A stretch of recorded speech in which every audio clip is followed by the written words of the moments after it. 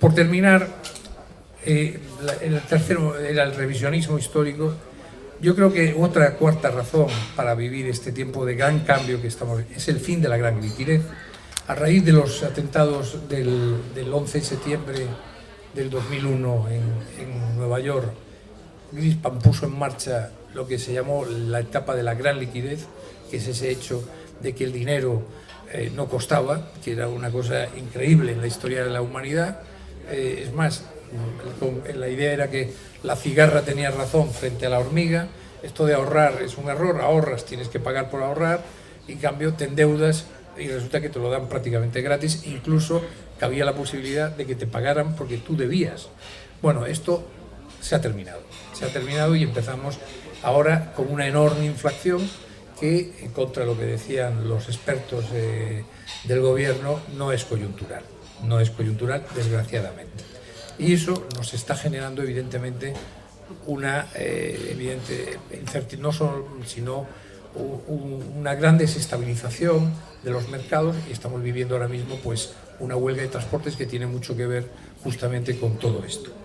Y evidentemente otra de las grandes cuestiones que han contribuido a este momento de incertidumbre ha sido la COVID.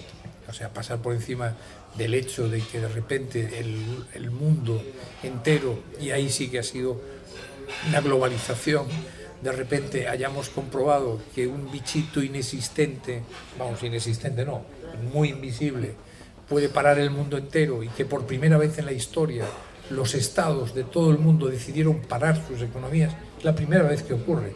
Todos los estados dijeron, vamos a parar. Y se paró la economía.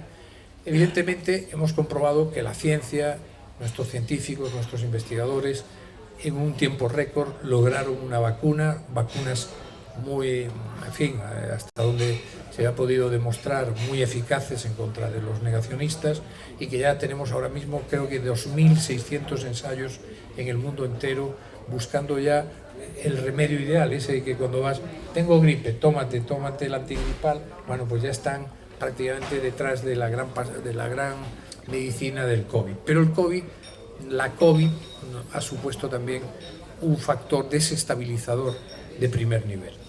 Y voy acabando porque me quedan solamente 4 aspectos, que es la cultura de lo políticamente correcto y la perversión del lenguaje. Este es uno de los problemas que yo creo más graves que tenemos ahora, y que es la imposición de una cultura por la cual se nos está obligando, pues por ejemplo, en el manual que elaboró la policía de Manchester para cómo se debe dirigir la policía a los delincuentes, llegaron a la conclusión que a un drogadito nunca se le puede llamar drogadito, sino persona que tiene dificultades con sustancias químicas.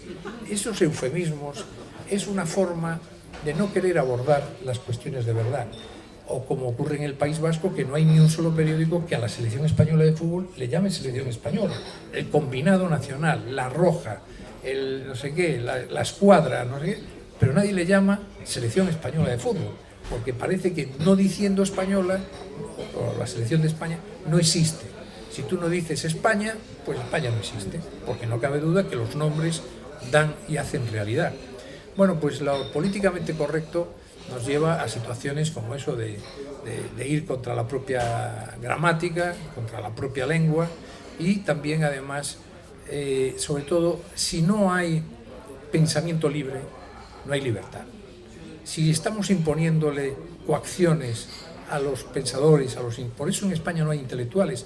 En España intelectuales propiamente dichos se cuentan con los dedos de la mano, de verdad, con los dedos de la mano, porque en España no hay libertad para pensar, en Occidente en general, forma parte de esa decadencia de la que hablaba Spengler a principios del siglo XX, pero que ahora se está dando realidad.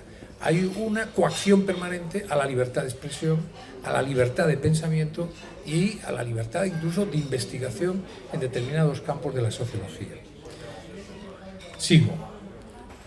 Séptima causa por la que estamos muy mal, y es la falta de compromiso de la sociedad civil. Es bastante emocionante e inspirador verles a todos ustedes un viernes a estas horas, incluso que vengan unos señores desde La Coruña, que tienen mérito, que no es venir a ver un gran musical, no, es venir aquí a sentarse. De Cedeira. De Cedeira, efectivamente. ya quisieran, pero bueno, de La Coruña, y sentarse aquí un poco a compartir unas reflexiones sobre el momento. Pero la sociedad civil en España es inexistente, no hay compromiso. Aquí hay algunos movimientos de sociedad, el foro de la sociedad civil, no sé qué, en realidad son señores que quieren meterse en política, pero por otra vía, pero en realidad quieren meterse en política, no quieren contribuir. Y recuerdo en un jurado, Antonio, que no, quizás tú no te acuerdas, pero lo hablamos, la falta de la idea de filantropía que no había en este país. Eso es sociedad civil. Los que hacen filantropía, los que hacen mecenazgo, los que no. Y eso no existe en España. En vez de que hay un filántropo por ahí, que cada vez que da 20 millones a Cáritas le montan un Cristo. Me parece, no, tampoco lo tengo muy claro. Y la sociedad hiperconectada, creo que también es otro, es decir, yo que me dedico al periodismo, el periodismo y la comunicación en general también está viviendo una enorme crisis, tiene mucho que ver con la revolución tecnológica, pero estamos en una sociedad que recibe tanta información que no nos enteramos de nada. Es decir, cuando das todo, no das nada. Esto lo decíamos siempre, yo lo decía mucho en La Voz de Galicia, le decía, vamos a ver, pues en La Voz de Galicia era un periódico que quería dar hasta la baja de la médico de Carballiño, que no podía dar, dábamos todo. Yo decía, cuando damos todo no damos nada. Cuando apuestas por todo, no apuestas por nada. Bueno, pues eso es uno de los problemas y claro, efectivamente, la gente ahora mismo, a ustedes le dicen ahora mismo, la Púnica. Hay 400 personas imputadas en la Púnica, ya no sabes, se imputaron al portero, tal. Yo recuerdo un colega que se empeñó 10 años en decir que el 11M de aquí lo habían perpetrado prácticamente unos policías y Rubalcaba, y yo ya no sabía en el mes noveno si el titarín era un pegamento o era no, ya. Es decir, cuando hay tanta información, llega un momento que curiosamente no hay información, hay desinformación, y es un rasgo de nuestro tiempo. Y está como consecuencia de eso el infantilismo político del que hablamos antes, el populismo, que yo también creo que está empezando a dar marcha atrás, pero que ha erradicado en el mundo entero civilizado, porque populismo es Podemos, pero populismo también son los brexiteros del Reino Unido, o Salvini en Italia, o tantos otros movimientos que han surgido a los dos extremos del espectro político como consecuencia precisamente del infantilismo de la sociedad. El infantilismo de la sociedad hace que vuelvas a creer que un señor te resuelve el problema ya de repente. ¿Cuál es el problema? Que sube la luz, ya está, nacionalizamos y esto ya se arregla todo, ¿no? Y sí me parece muy importante el auge y el crecimiento y el empoderamiento, si me permiten la expresión, de China. China es el gran actor de los próximos años y cuando al principio de todo decía estamos en el fin de la globalización, yo creo, esta era una reflexión que hacía el presidente de BlackRock, yo creo que no, yo creo que la globalización va a continuar, pero vamos a sufrir un gran retroceso en ella y China va a tener mucho que ver en ese proceso de marcha atrás de la globalización. En fin, podía quedarme hablando mucho más, pero solo quiero decirles dos apuntes brevemente. Uno, en España la culpa la tenemos todos. Es decir, ¿cuál es el problema de España? Los españoles. Si hay telebasura, es que hay españoles que ven telebasura. Y si hay políticos malos, es que hay españoles que votan a políticos malos. Y yo creo que es muy fácil decirlo, pero creo que solo queda una recomendación. Que cada uno haga bien el trabajo que a él le corresponde. Nada más, muchas gracias. Estamos aquí en el Café Gijón, lo que dices del tema de los intelectuales, lo que era la Edad de Plata, por toda esta zona de Madrid, ¿verdad? Y ya no llega hasta las Cortes, tú salías por la acera y lo que veías por la calle, ¿no? A cada rato.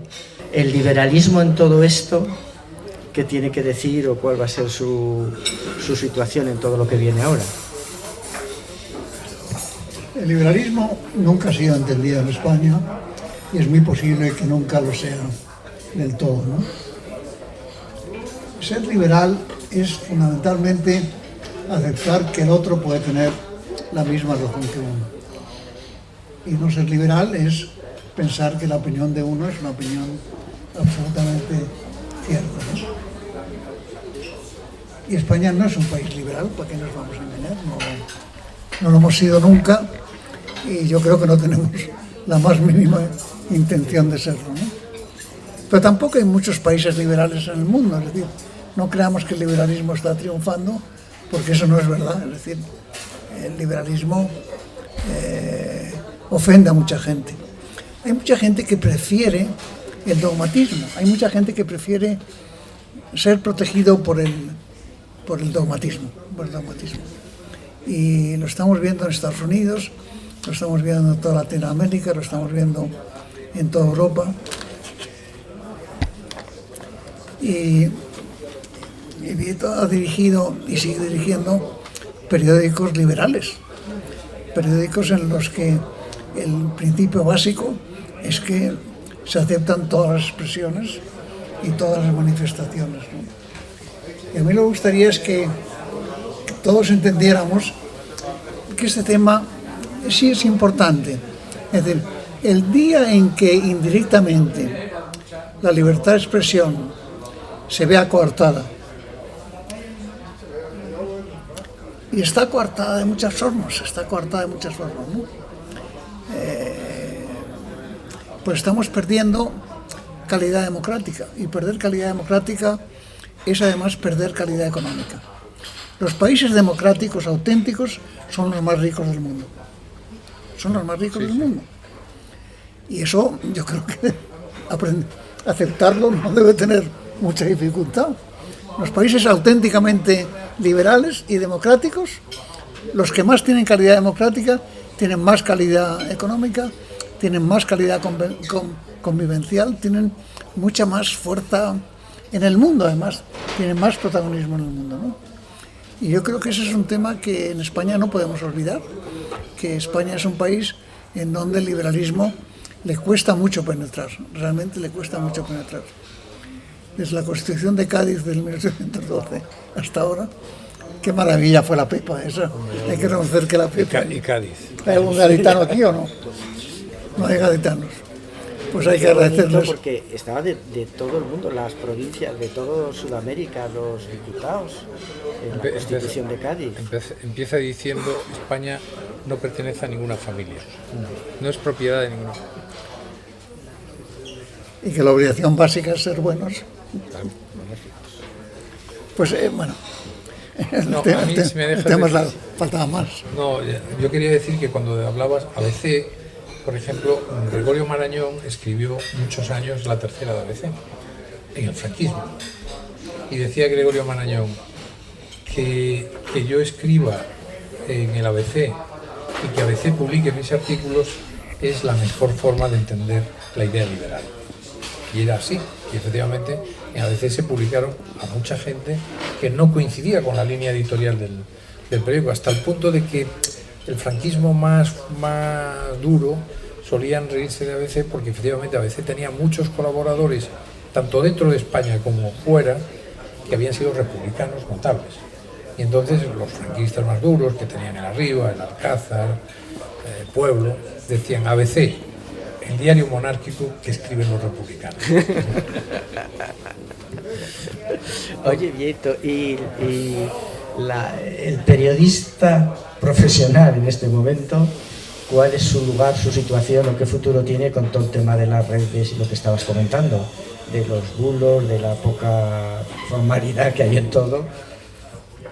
Bueno, el periodismo es una profesión en crisis como pocas veces, está en una crisis absoluta, porque evidentemente la disrupción tecnológica, es decir, lo que supone las nuevas tecnologías, hacen que el papel del periodismo tenga que ser reconsiderado, reinventado, y como muy bien dijo Antonio, es que hoy en día a mí cuando me invitan al salir de ABC, la ACDP, que es la Fundación San Pablo CEU, a recuperar la vieja cabecera del debate. El debate nació en 1910 y su sede estaba ahí en Alfonso XI, donde hoy está la COPE.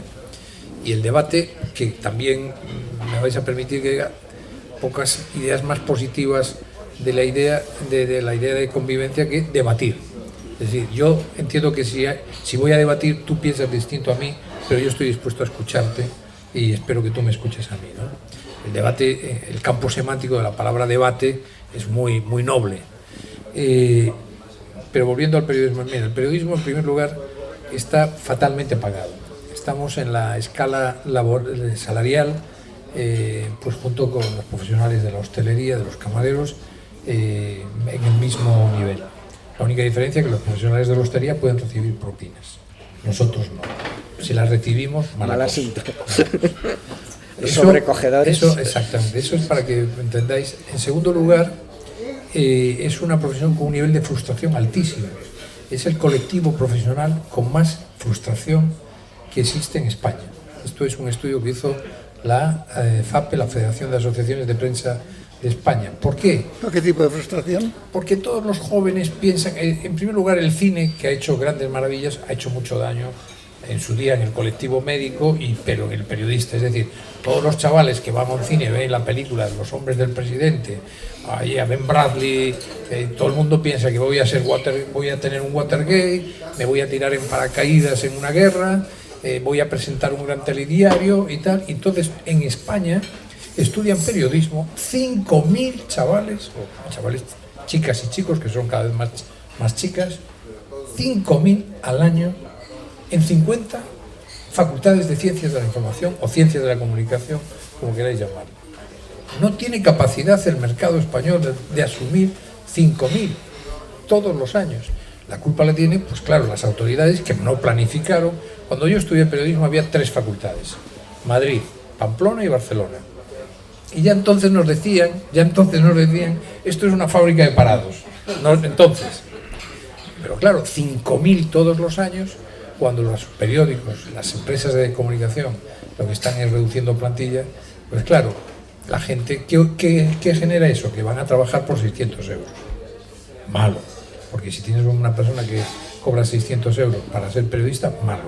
Mala la información, malo el profesional, mal el medio.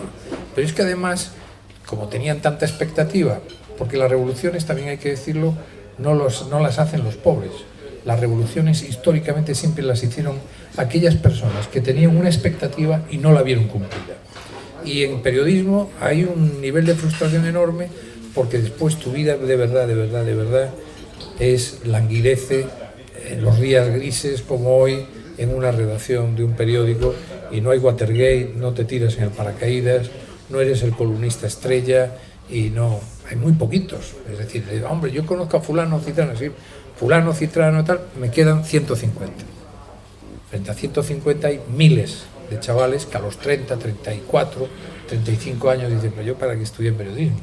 Incluso yo tengo algunos compañeros brillantísimos que dicen, con lo bien que me hubiera ido a mí siendo economista, y estoy aquí sentado, brillantísimos. Escribiendo de economía. Por tanto, el periodismo... Ahora, a todo eso hay que añadir, no hay editores, no hay la figura del editor que surge en el 19 y que tiene mucha importancia en la primera mitad del 20, que es un señor que pone medios, consigue medios para propagar ideas. Eso ha desaparecido. Ahora lo que hay es la Mamachicho, la Isla de las Tentaciones, tal, que es la banalización de la sociedad. La banalización de la sociedad. Giscard d'Estaing tenía un ensayo, tenía y tiene un ensayo muy interesante, que es la televisión como arma democratizadora. Y él decía, claro, esto lo escribió a finales de los 60, y decía, no, la televisión es un gran invento, va a permitirle, él lo decía desde la visión francesa, va a permitirle que un ciudadano de Burdeos, sin necesidad de ir a París, pueda ver una obra de Molière o una ópera de Verdi. Bueno, pues no, ni Verdi ni Molière, Mamachicho y la Isla de las Tentaciones, y Sálvame, y Belén Esteban. Eso era lo que hemos logrado.